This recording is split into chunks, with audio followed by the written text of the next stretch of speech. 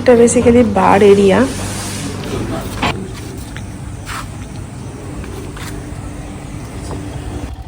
এরকম টাইপসে স্তব্ধ পরিবেশ এনজয় করতে চাও কি তোমরা গাইস, তাহলে চলে আসো জলদাপাড়ি অরণ্য রিসর্টে। দারুণ দারুণ লাগবে তোমাদের।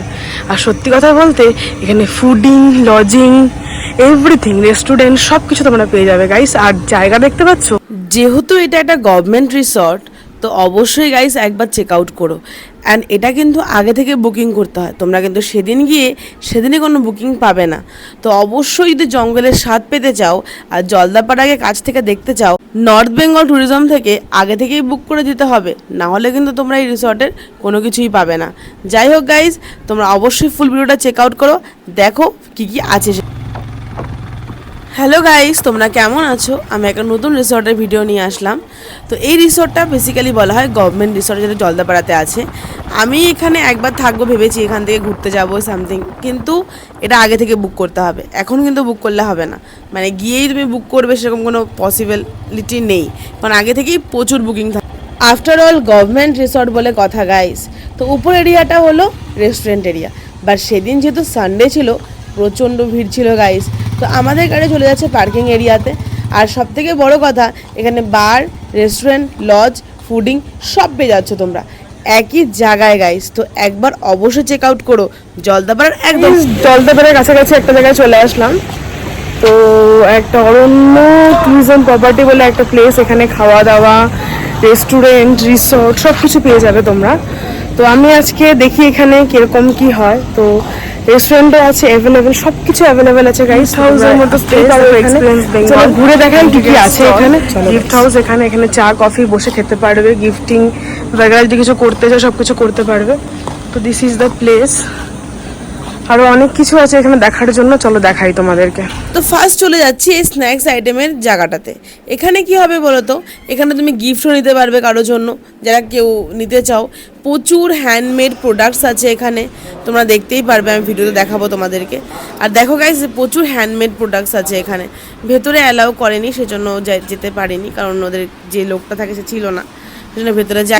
গাইজ উপরে জায়গাটা যেতে পারছি না, কারণ হলো যে খুবই প্রবলেম হচ্ছে, উপরে প্রচণ্ড ভিড়। তো দ্যাটস ওয়াই আমি নিচের দিকে এই বারটাতে এসে তোমাদের দেখালাম। আর এখন চলে যাব আমি ওই তোমাদের স্ন্যাক্স আইটেমের প্লেসটাতে, ওখানে খাওয়া দাওয়া করে বেরিয়ে যাবো। তাছাড়াও তোমাদেরকে ভেতরে কি পার্ক ফার্ক আছে ওগুলো আগে দেখিনি, দেন বেরিয়ে যাবো। আগে তোমাদের সাথে শেয়ার করি কী কী আছে ওখানে। চলো গাইজ, জায়গাটা দারুণ লাগবে তোমাদের, চলো। এটা বেসিক্যালি বার এরিয়া, মানে কিছু ড্রিঙ্কস বাগেরা কিছু করতে চাও তাহলে এখানে চলে আসবে। এটাও ভীষণ সুন্দর সাজানো, এরিয়া থেকে শুরু করে সব কিছু খুব সুন্দরভাবে দেওয়া।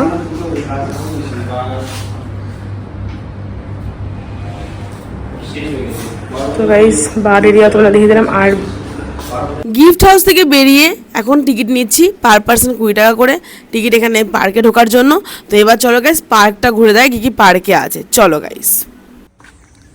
তো এটা হলো পার্ক, হ্যাঁ মেটা এরিয়া গাইস, এটা পার্কের পুরোপুরি এরিয়া। তো এখানে প্রচুর প্লেসেস আছে এরকম ঘোরার জন্য, তোমরা এসে টাইম কাটাতে পারবে এখানে আরামসে। দারুণ জায়গা, তো চলো দেখাই কি কি আছে এখানে। কটেজের নাম ভাও, এখানে প্রত্যেকটা কটেজের নাম দেওয়া আছে। ভাও, এটার নাম কি? কৃষ্ণচূড়া, তারপরে কি কিংসুক। বাপরে, বিশাল ব্যাপার, প্রত্যেকটা কটেজে কিছু নাম দেওয়া আছে। হোটেল বা রেস্টুরেন্টে গেলে বেসিক্যালি আমরা যেটা পাই সেটা হলো রুম নাম্বার। ভাই আমাদের রুম নাম্বার কত রে? তো এখানে দেখো কি সুন্দর নাম দিয়েছে, ব্যাপারটা কিন্তু ভীষণ ইউনিক লাগলো।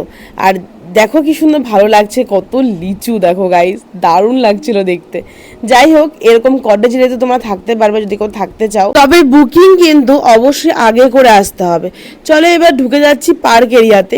মেইনটেনেন্স কিন্তু সত্যিই ভীষণ ভালো করে রেখেছে, কারণ যাই হোক না কেন টাকা তো নিচ্ছে ভালোই, দ্যাটস ওয়াই মেনটেনেন্স ভালোই করে রেখেছে। চলো যতটা ভেতরে যাবে তত অনেক কিছু দেখতে পারবে।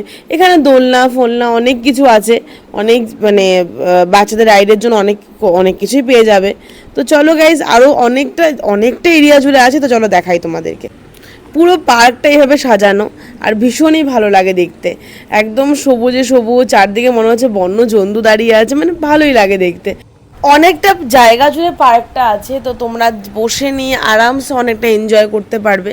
আর যদি এখানে তোমরা থেকে যাও তাহলে তো কোনো কথাই নেই, রাতে সব ফ্যামিলিজ বা ফ্রেন্ডসরা মিলে এনজয়। যেমন আমি এখানে বসে এই জায়গাটাকে ফিল করার চেষ্টা করছিলাম যে কেমন লাগে। তো যাই হোক গাইস, তোমরা অবশ্যই একবার চেক আউট করো এই জায়গাটা, তোমাদের সত্যি ভীষণ ভালো লাগবে। আর আমি তো অবশ্যই একবার থাকবো এখানে, কারণ আমার ভীষণ ভালো লেগেছে। আর এখান থেকে যাও সকাল সকাল তোমরা জলদাপাড়া রাইডে চলে গেলে, জলদাপাড়াকে কাছ থেকে ফিল করার একটা দারুণ জায়গা। মানে একদিনে এসেও ঘুরে যেতে পারবে, আবার একদিন থেকেও যেতে পারবে। তো যাই হোক, আমি যদি থাকি তাহলে অবশ্যই প্রচণ্ড ঘেমে গেছি ঘুরতে ঘুরতে। তো আজকের ভিডিও গাইজ এখানেই শেষ করছি। অ্যান্ড অবশ্যই চেক আউট করো এই জায়গাটাতে, দারুণ লাগবে, তোমাদের একটা এক্সপিরিয়েন্স হবে জঙ্গলের সাথে।